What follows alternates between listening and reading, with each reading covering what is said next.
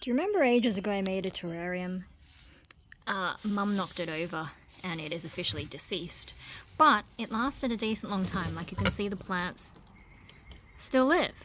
So I'm going to take the rock out and see what moss and stuff I can save. And put it in this one that she also knocked over twice. And see what I can save, put together. I mean, this isn't going to look like anything for a while, but I'll just chuck it all in there and, I don't know, save some plant matter, see what happens. Alright, so there's still some stuff in there, but, you know, it's just the dregs. Not really safe to stick my hand in that. And I don't have proper tools, so yeah, I'm not going to hurt myself on the glass. Just sort of shoved it, saved a rock, saved some moss, saved that plant.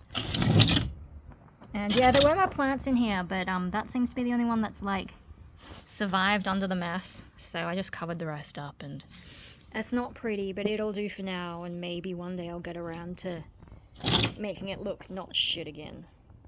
I'm gonna have to water it more, though. I didn't have to water this the day that I sealed it, which is pretty cool. So at some point it would be nice to, you know, do something like this. With a little bit more planning, now that I understand more stuff. I had a few that didn't work out because I put too much water in it. Especially for the sealed ones. This one's an open top, so you have to keep watering it. And, you know, watering is a chore, I say, as I have way too many plants that I'm going to have to move today. Just a little bit that I haven't worked on in maybe a year. And,